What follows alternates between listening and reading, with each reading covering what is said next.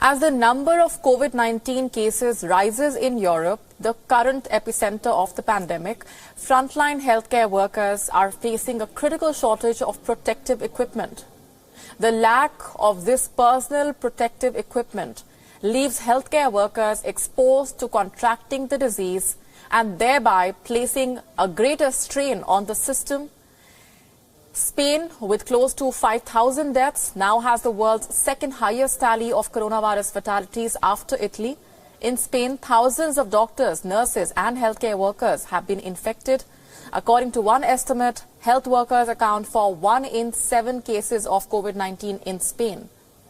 The Spanish Confederation of Medical Unions has demanded from the country's health ministry that they must provide sufficient protective equipment as soon as possible.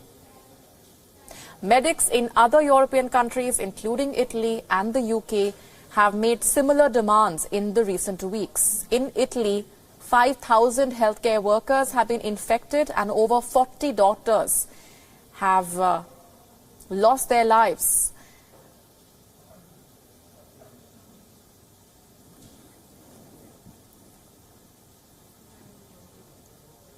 Joining us in the broadcast this minute is our London Bureau Chief, Mandy Clark. Mandy, on one hand, we have the rising number of cases and deaths, which now also includes the healthcare workers, unfortunately, which means a double crisis for the UK and several other parts in the region.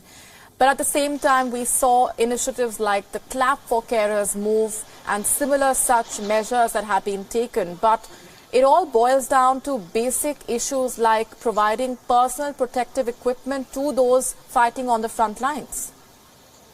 And that's exactly it. The healthcare workers that are infected are essentially, if you think this is a war, they are the front lines of these battles, and they are going down in the highest number because they're the risk of exposure. There has been a greater call for PPE equipment. The government here has been saying they'll do everything they can. They simply don't have enough PPE equipment in the country at the minute to provide it for every healthcare worker.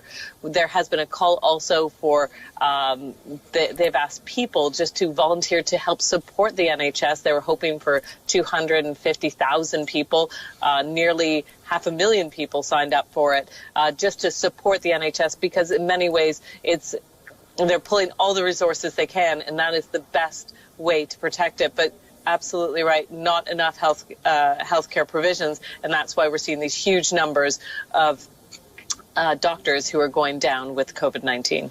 Any assurance has been made by the authorities that they will be ensuring that the equipment is provided at the earliest, or at least is supplied in a greater amount? Oh yeah, there have been acknowledgements and commitments to try and get this equipment as quickly as possible. But it's the virulency of the disease and the spread of the disease as it mushrooms and moves to different hotspots. It's getting it to those areas as quickly as possible. London was the first major hotspot in the UK. Now we're seeing a big hotspot in Birmingham as well. So it's getting those resources as quickly as possible. Of course, now they've added these lockdown measures. They're hoping to slow down the spread ultimately, so they can have what the NHS providers need to really fight and help give the healthcare they need. So that's not just the personal protection equipment, but also those vital ventilators. So right now, they simply don't have enough at the minute, but they're hoping to at least slow it down so they can try and bring it into country and get it to the people who need it the most. Right, and a quick check also on the latest in terms of the figures, Mandy. And to what extent have these restriction measures been enforced across London? Are we seeing the people actually following the lockdown restrictions? Yes, but we haven't seen the measurement of the effect of the lockdown. So people are now adhering to it. The measures have become stricter. It's been absolutely clear that you can't leave your house only to exercise, and that is running or cycling. And that's it. It's an hour a day. So those measures, but they have come in place, but they've only come in place around a week ago. So it's going to take 2 weeks before we see really the result, and if it has a measurable result in the country.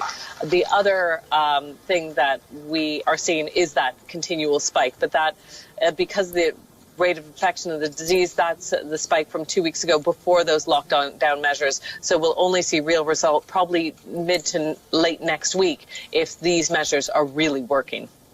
All right, we're going to leave it there for the moment. Mandy Clark, appreciate very much joining us with those inputs.